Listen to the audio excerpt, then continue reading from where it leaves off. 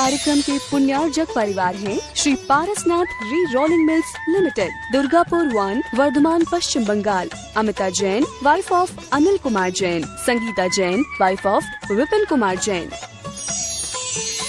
मानक चंद, कमला देवी, राकेश, नीतू, ऋषभ एवं Ayushi Musharraf, B123, Sethi colony, Jaipur, Rajasthan. Shrimati Sarla Jain, wife of Shri Padam Prasad Jain. Shrimati Savita Jain, wife of Shri Dhanendra Jain. Anshul Jain, Parul Jain, Jain store, Patparganj, Delhi. Ram Ratan, Ratni देवी पाटनी। प्रकाश चंद, सारिका पाटनी। प्राची जैन, कीर्तिश जैन एवं समस्त पाटनी परिवार। मेड़ता सिटी, जिला नागौर, राजस्थान। दिवंगत श्री मोहन लाल जी पाटनी कलकत्ता की पावन स्मृति में सौभाग्यमल राजकुमारी सुनील, संगीता, साहिल, प्रज्ञा एवं उत्सव कलकत्ता, टीकम सुशीला, नवनीत अनामिका, विकास श्वेता एवं सिद्धांत बेंगलोर, बाबूलाल शकुंतला कलकत्ता, अरविंद रेणु एवं यशवर्धन बेंगलोर। जय जिनेन्द्र यस्य स्वयं स्वभावाप्ति प्रभावे कृष्ण कर्मणः तस्मै संज्ञान रूपाय नमोस्तु परमात्मने। पंच परमेष्ठी भगवान की जय। शिष्य ने पूछा, माना संसार दुख से भरा हुआ है, फिर भी तो यहाँ बहुत से लोग सुखी दिखते हैं। तो आचार्य ने एक श्लोक, अगला श्लोक नंबर 12 लिखा। सुंदर श्लोक है। आए, विपद भव पदावर्ते पद के वाते वायते यावत् तावत् भवन्त्यन्याः प्रचुरा विपदा पुरः। हम लोगों ने खेती में काम में आने वाला रहट देखा होगा। रहट कैसा होता है? कुएं में से रहट की जो बाल्टियां हैं ना, वो ऊपर से नीचे तक भरती हुई चली आती। तो रहट में क्या होता है, पानी कैसे निकलता है? 2 बाल्टी खाली हुई, 2 बाल्टी खाली होके चुकी, देखा पीछे 2 भरी फिर आ गई, 2 भरी फिर खाली हुई, 2 भरी फिर आ गई। इसी तरह संसार में अगर हमसे कोई कहे कि आप आत्म कल्याण के लिए आगे आइए, तो हम क्या कहते हैं, जरा अभी एक आध दिक्कत है, ये निबट जाए फिर मैं सोचूंगा। आचार्य क्या कहते हैं, ऐसे ये दिक्कतें निबटने वाली नहीं। इस संसार में जब तक एक दिक्कत समाप्त होती है, 2 सामने खड़ी हो जाती हैं। 2 से और निपटे तो 2 सामने और खड़ी हो जाती हैं। कैसे? जैसे रहट के समान। आइए देखें, बहुत सुंदर उदाहरण से आचार्य समझा रहे हैं। देखें, विपद माने विपत्ति, भव माने संसार रूपी, पदावर्ते पैर से चलने वाला रहट। अर्थात संसार रूपी रहट में पदिका इव, रहट के डंडे के समान, अतिबाह्यते समाप्त होती है। विपद माने विपत्ति, यावत माने जब तक। श्लोक का अर्थ जरा ऊंचा नीचा लगाना है, थोड़ा ध्यान से लगाएंगे तो लगेगा। फिर देखें, भव पदावर्ते संसार रूपी रहट में यावत जब तक, पदिका एव रहट के डंडे के समान, विपद एक विपत्ति, अतिबाह्यते समाप्त होती है। हमने एक काम निपटाया, देखा 2 पेंडिंग और आ गए, 2 से निपटाए, देखा 2 काम और सामने आ गए। कभी इनसे पीछा नहीं छूटता। तो ये कह रहे हैं, भव पदावर्ते संसार रूपी रहट में पदिका एव रहट के डंडे के समान, यावत जब तक, विपद एक विपत्ति, अतिबाह्य समाप्त होती है तावत तब तक भवन्ति अन्याः प्रचुरा विपदः पुरः हो जाती हैं अन्य बहुत सारी विपत्तियां सामने। पुरः माने सामने, विपदा माने विपत्तियां, प्रचुरा माने बहुत सारी। अर्थात जब तक हम इस संसार में एक विपत्ति से निपटते हैं, दो विपत्ति सामने और खड़ी हो जाती हैं। दो से निपटते हैं, दो फिर खड़ी हो जाती हैं। जैसे रहट में दो बाल्टी खाली होती है ना, दो भरी बाल्टी सामने फिर आ जाती हैं, उसी तरह। फिर एक बार देखें जरा, थोड़ा सा कड़ा है जरा श्लोक। भव पदावर्ते संसार रूपी रहट में पदिका इव रहट के डंडे के समान यावत माने जब तक, विपद माने एक विपत्ति, अतिबाह्यते समाप्त होती है, तावत तब तक भवंती हो जाती हैं अन्य बहुत सारी विपत्तियां सामने। तब तक अन्य बहुत सारी विपत्तियां सामने हो जाती हैं। संसार का स्वरूप है, जब तक हमने एक काम को निपटाया, दो काम सामने फिर खड़े हुए, दो से निपटे, दो सामने फिर खड़े हुए। इस संसार में कभी भी कार्यों की समाप्ति होती नहीं, इसीलिए संसार आकुलता का भंडार है। सिद्ध भगवान भी तो संसार में है, तो क्या उन्हें भी विपत्तियां आती होंगी? सिद्ध भगवान मुक्त जीव हैं, संसारी जीव नहीं। दूसरी बात, विपत्तियां आती क्यों हैं, आपत्तियां आती कब क्यों हैं? इसका कारण है कर्म का उदय। सिद्ध भगवान के कोई कर्म नहीं होता, इसलिए आपत्ति का कोई काम ही नहीं, वहां कोई कारण ही नहीं है, इसलिए वहां आपत्तियां सिद्धों के कभी भी नहीं आती। छह डाले की दो पंक्तियां कितनी अच्छी हैं। आत्म को हित है सुख सो सुख, आकुलता बिन कहिए, और आकुलता शिव माही न, ताते शिव मग लाग्यो चाहिए। कितना अच्छा लिखा है उन्होंने। आत्मा का हित है आकुलता से दूर। वह सुख कैसे मिले, आत्मा का हित रूपी सुख, जब हम आकुलता से दूर हों। और आकुलता कहाँ नहीं है? आकुलता नहीं है मोक्ष में। दुख कहाँ नहीं है? मोक्ष में। विपत्ति कहाँ नहीं है? मोक्ष में। इसलिए क्या करना चाहिए? हमें मोक्ष मार्ग में लगना चाहिए। इसलिए सिद्ध भगवान के कोई विपत्ति नहीं होती, वे संसार में नहीं है, वे संसारी नहीं है, वो तो संसार से दूर मुक्त जीव हैं। मुक्त जीव के अनंत काल में भी रंश मात्र एक विपत्ति किसी भी प्रकार की नहीं होती। सिद्ध भगवान की विपत्ति नहीं आती, तो फिर हमें क्यों आती हैं? आपत्तियां आती हैं बुरे कर्मों के उदय से। विपत्तियां, आपत्तियां, शरीर में रोग, घर में अर्थ का अभाव, सामने वाले से लड़ाई, व्यापार का नहीं चलना, शरीर में रोग हो जाना, बच्चे का नहीं पढ़ना, ये सारी विपत्तियां और आपत्तियां आती हैं कर्म उदय के कारण। वहां कर्मों का उदय है ही नहीं, आठों कर्मों का नाश हो चुका। यहाँ आठों कर्म हैं, इसलिए आठ कर्म हैं तो विपत्तियां आएंगी। विपत्ति क्यों नहीं आएंगी? पंचम काल में उत्पन्न होने वाले हम सभी जीव तो सही पूछो ना, पाप के उदय से यहाँ उत्पन्न हुए हैं। अगर हम मिलान करें ना, तो जो लोग यहाँ उत्पन्न हुए और जो लोग विदेह क्षेत्र में उत्पन्न हुए, हमसे विदेह क्षेत्र वाले बहुत सुखी हैं। विदेह क्षेत्र में थोड़ा सा भोजन सिर्फ दिन में एक बार लिया जाता है, न नाश्ता न पानी आवश्यक ही नहीं होता वहाँ।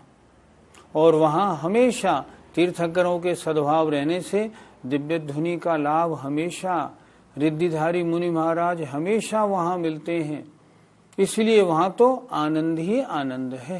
पंडित जी, विपत्ति में साता और असाता का क्या रोल होता है? विपत्ति में साता और असाता दोनों का रोल होता है। असाता में दुख रूप विपत्तियां आती हैं, लेकिन साता में सुख रूप विपत्तियां आती हैं। आप क्या सोचते हैं, हमारे प्रधानमंत्री, हमारे राष्ट्रपति इतने बड़े पद पर हैं? हाँ, साता वेदनी का तीव्र उदय है, इस कारण उनको उच्च पद मिला है। लेकिन क्या इनको कोई विपत्ति नहीं? क्या इनको कोई दिक्कत नहीं? क्या इनको कोई संकट नहीं? क्या ये बड़े चैन से रहते हैं? नहीं नहीं, बहुत काम, बड़ी विपत्तियां, बड़ी आपत्तियां रहती हैं। देखा ना, कुछ भी करो, संसद में कैसी चर्चाएं होती हैं, जबरदस्त। मैंने इंदिरा गांधी की जीवनी पढ़ी, लिखा था उसमें प्रतिदिन रात को 1:30 बजे उठ के अपना सारा काम निपटाती थी। कितना काम करना पड़ता था, कितनी जिम्मेदारी होती थी। तो विपत्तियां असाता के उदय में तो शरीर में बीमारी होना, घर गृहस्थी, क्रोधी, स्वभावी, लड़ाकू वगैरह मिल जाना, धन का अभाव रूप रहना, शरीर का खराब रहना, असाता के उदय में। पर साता के उदय में अगर धन संपत्ति मिलती है ना, तो भी बड़ी विपत्तियां, बहुत जिम्मेदारियां, बड़े काम रहते हैं। संसार है, विपत्ति का घर है, छोटा हो या बड़ा हो, इसमें हर एक के पास विपत्तियां अलग अलग प्रकार की हैं। हमारे पास अलग प्रकार की, उनके पास अलग प्रकार की। और इसीलिए जब तक एक कार्य निपटता है ना, दूसरे 4 काम सामने और खड़े हो जाते। शिष्य कहता है, महाराज, हर एक के सामने विपत्तियां थोड़ी आती हैं। बड़े बड़े पैसे वाले कितने आनंद से रहते हैं, उनको तो संसार में सुखी माने कि नहीं माने। तो आचार्य अगला श्लोक कहते हैं। आचार्य का एक एक श्लोक बहुत ग्रहणीय है, देखें। दुरर्जेना सुरक्षेण नश्वरेण धनादिना स्वस्थं मन्यो जनकोऽपि जरवानिव सर्पिषा। थोड़ा संधि विच्छेद से समझेंगे। दुरर्जेन असुरक्षेण, दुह अर्जेण, बड़ी कठिनाई से जो कमाया जाता है। असुरक्षेण, जिसकी सुरक्षा भी बड़ी मुश्किल से होती है। और नश्वरेण, और फिर भी वो नाशवान है। ऐसे धन आदि के द्वारा।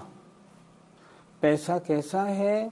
पैसा बड़ी मुश्किल से कमाया जाता है, और फिर कमा लिया, अब उसकी सुरक्षा बहुत मुश्किल। डाकू ले जाए, चोर नौकर ले जाए, कोई भी चुरा के ले जाए, फिर उसकी सुरक्षा बहुत मुश्किल। और फिर नश्वरेण, फिर अगर लड़का अगर खराब हो तो यूं ही उसको बहा के सारा खर्च कर दे, नष्ट कर दे।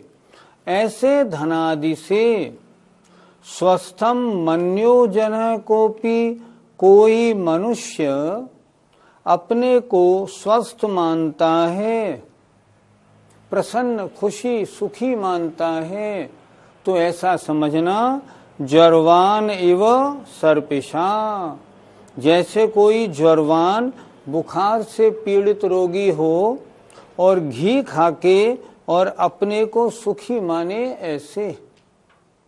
अर्थात संपत्ति कभी सुख देने वाली होती नहीं, वो तो और दुख को बढ़ाने वाली होती है। फिर देखें, दुह अर्जेनो, जिसका कमाना बड़ी मुश्किल से होता है। असुरक्षेणो, जिसकी सुरक्षा भी बहुत मुश्किल से हो पाती है।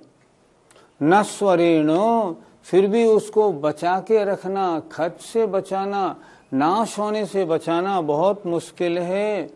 ऐसे धन आदि के द्वारा अगर कोई मनुष्य अपने आप को स्वस्थ माने सुखी मानता है, मेरे पास बहुत पैसा है, मैं तो बड़ा सुखी हूँ, तो समझना जैसे ज्वरवान सर्पिषाइव, जैसे कोई बुखार वाला व्यक्ति घी खाए और अपने को सुखी माने, ऐसी उसकी गलत परिणति है। उसका ये सोच उचित नहीं है। क्यों? धन के द्वारा सुख कभी नहीं होता। एक बार फिर देख लें, दो अर्जेनो कठिनाई से कमाए जाने वाले, असुरक्षेणो कठिनाई से जिसकी सुरक्षा होती है और बड़ी मुश्किल से उसको नाश होने से बचाया जाता है, ऐसे धन आदि के द्वारा यदि कोई मनुष्य अपने को स्वस्थ माने सुखी माने आनंद में मानता है तो ऐसा समझना जैसे कोई बुखार से पीड़ित व्यक्ति घी खा के मान रहा हो। लेकिन संसार में पैसे वाले सुखी तो दिखते हैं। ये आपकी भ्रांति है। संसार में एक बात का बड़ा आनंद है, जिसके पास पैसा नहीं उसे सब पैसे वाले बड़े सुखी दिखाई पड़ते हैं, और जब किसी सुखी आदमी पैसे वाले आदमी के पास जाके बात करो ना तो देखा था दुखी दुखी दिखाई पड़ता है। जीवन का एक प्रसंग मैं कभी नहीं भूलता। टाइम्स ऑफ इंडिया वाले अशोक साहू जी के साथ एक बार ललितपुर जाना पड़ा। हम और वो आमने सामने की सीट पर थे, नीचे लेटे हुए थे। रात को 9 बजे वो उठे और उन्होंने 2 गोलियां खाई। मैंने उनसे पूछा, क्यों गोली आपने क्यों ली? उन्होंने बोला, नींद नहीं आ रही है। ये गोलियां नींद की हैं। ठीक। उसके बाद मैं लेट गया, मैंने फिर देखा, फिर भी उन्हें नींद नहीं आई। उन्होंने अपना ब्रीफकेस खोला, एक काली पट्टी निकाली, आंख पर बांधी। मैंने कहा, क्या दिक्कत है? बोले, नींद नहीं आ रही है। ठीक। तो मैंने कहा, ये पट्टी क्यों बांध रहे हैं आप? इसलिए बांध रहा हूं ताकि नींद आ जाए। ठीक है, मैं सो गया। सुबह मैंने उनसे पूछा, क्यों, आपको नींद तो आई रात को, दिक्कत तो नहीं रही? तो बोले, खुद अशोक जी मुझे बिल्कुल नींद रात को नहीं आई। अशोक जी साहू, मुझे बिल्कुल नींद नहीं आई। मैंने कहा, क्यों? इतनी समस्याएं दिमाग में भरी हुई हैं, रात भर सोचने सोचने में चली गई। अब आप बताइए, आपको तो दिख रहा है इनके पास अरबों रुपए की संपत्ति है, तो ये सुखी होंगे। उनसे पूछो सुखी है या दुखी। कितनी चिंताएं, जितना ज्यादा पैसा उतनी ज्यादा चिंता। इसीलिए तो लिखा है, जब आवे संतोष धन सब धन धूर्य समान। सुख संतोष में है, सुख पैसे में नहीं। संतोष है तो आनंद है, संतोष नहीं है तो आनंद नहीं। इसलिए पैसा सुख का कारण नहीं, संतोष सुख का कारण है। तो क्या गृहस्थ को अपने पास धन नहीं रखना चाहिए? पहले सुधा सागर जी महाराज के एक प्रवचन में सुना था कि गृहस्थ के पास धन नहीं तो गृहस्थ कौड़ी का, और मुनि के पास धन हो तो मुनि कौड़ी का। मैं ये नहीं कह रहा हूं, मैं ये कह रहा हूं अधिकता अच्छी नहीं। धन कितना होना चाहिए? साईं इतना दीजिए जामे कुटुंब समाए, मैं भी भूखा ना रहूं साधु न भूखा जाए। इतना तो ठीक है। जितने में अपना काम बड़े आराम से चलता है उतनी संपत्ति होना तो उचित है, ज्यादा होना उचित नहीं। बिल्कुल स्पष्ट लिखा है, दाम बिना निर्धन दुखी लेकिन तृष्णावश धनवान। जितने पैसे वाले हैं हाय हाय में लगे रहते हैं, सारा जीवन यूं ही नष्ट हो जाता है, उन्हें चैन ही नहीं पड़ती। धन तो होना चाहिए, अगर गृहस्थ के पास धन नहीं है तो गुजारा कैसे होगा, लेकिन उतना होना चाहिए जिसमें गुजारा आराम से हो जाए। पंडित जी, तृष्णा किसे कहते हैं? और की जो भूख होती है ना, उसे कहते हैं तृष्णा। तृष्णा का मतलब मुझे अच्छी तरह याद है, एक सज्जन हमारे पास बाल बोध पढ़ने आते थे। मैंने उनसे पूछा, आपका पढ़ने में कितना मन लगता है? बोले, मन थोड़ा लगता है, मेरे पास पैसे कम हैं। अगर मेरे पास 4-5 लाख रुपए हो जाए ना, बस तो मैं अपना जीवन धर्म में लगा दूंगा। मैंने कहा ठीक, देखते हैं। इत्तेफाक की बात 1-1.5 साल में उनको मौका मिला और उन्होंने 4-5 लाख रुपए कमा लिए। अब उन्होंने मंदिर आना ही बंद कर दिया क्लास में। एक दिन मैं उनके घर गया, मैंने उनसे पूछा क्यों आपने मंदिर आना क्यों छोड़ दिया? अरे बोले नहीं साहब, व्यापार से फुर्सत नहीं मिलती। मैंने कहा आपने तो ये कहा था ना 4-5 लाख हो जाएंगे तो मैं जीवन धर्म में लगा दूंगा। अरे नहीं साहब, अब तो टाइम ही नहीं मिलता, व्यापार बहुत बढ़ गया, अब टाइम कैसे मिले? इसे कहते हैं तृष्णा। 4 खाए 14 की भूख होना, इसका नाम है तृष्णा। संतोष का अभाव होना, इसका नाम है तृष्णा। आज हम सब लोग तृष्णा के शिकंजे में फंसे हुए हैं, किसी को चैन नहीं, सब लोग हाय हाय में लगे हैं। एक निश्चिंत रुपए पे आके हम रुक जाए ना कि नहीं मेरे पास 10 लाख रुपए हो गए बस काफी है, अब मैं अपना सारा जीवन धर्म ध्यान में लगाऊंगा तो भी काम बन जाए, लेकिन ऐसा नहीं होता। 4 खाएं तो 14 की इच्छा सामने खड़ी हो जाती है, इसका नाम है तृष्णा। हम गृहस्थों को धन कमाने में कितना समय लगाना चाहिए? आचार्य विद्यासागर जी महाराज के अनुसार कह रहा हूँ, अपने जीवन के 24 घंटे जो है ना उनको 3 हिस्सों में बांटिए। मैंने कल या परसों की ज्ञानशाला में ये बात बताई भी थी। 8 घंटे धर्म में, 8 घंटे अर्थ में लगाएं और 8 घंटे सांसारिक कार्यों में लगाएं। 24 घंटे का बंटवारा 3 हिस्सों में करें। हमें पैसा कमाने में कितना समय लगाना है? मैक्सिमम 8 घंटे। सुबह पूजा पाठ करके आराम से दुकान जाएं, शाम को दुकान बंद करके आ जाएं, रात को धर्म ध्यान करें, सुबह भी धर्म ध्यान करें। ये जीवन का सदुपयोग है। 8 घंटे बहुत होते हैं और जितनी आमदनी हो जाए ना उतनी आमदनी में अपने जीवन को सुचारू रूप से चलाने की व्यवस्था करें। हम लोगों की गलती क्या है? हम दूसरों को देख देख के अपने खर्चे बढ़ा लेते हैं।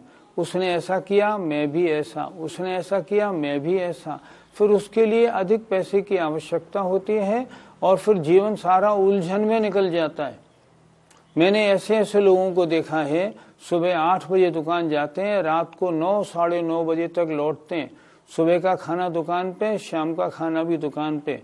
कोई जीवन थोड़ी है, ये तो पशुवत जीवन हो गया।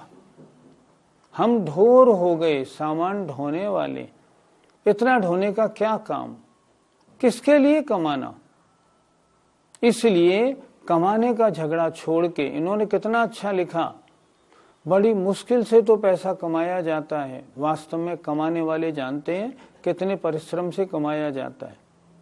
फिर उसकी सुरक्षा चोर डाकू नौकर चाकर इन सब से बचा के रखना और फिर उसको नाश होने से बचाना बहुत टेढ़ा काम है। इस धन से कोई सुखी हो जाए कभी नहीं हो सकता। सुखी कब हो सकता है? जब छोड़ने की बात करें। अगर ऐसा नहीं होता ना तो फिर चक्रवर्ती इतनी संपत्ति को क्यों छोड़ते? वो तो उस संपत्ति में बैठे ही अपने को सुखी मानते रहते ना। जो संसार विषय सुख होता तो तीर्थंकर क्यों त्यागें? लेकिन ऐसे नहीं। वस्तु के छोड़ने में सुख है, पकड़ने में नहीं। ये धर्म की पद्धति हमारे दिमाग में आएगी नहीं, क्योंकि हमारे दिमाग में तो ये भरा हुआ है जितना ज्यादा पैसा उतना ज्यादा सुख। धर्म इससे उल्टा कहता है, जितना छोड़ोगे उतना सुख मिलेगा। नहीं हो तो आप छोड़ के देख लो।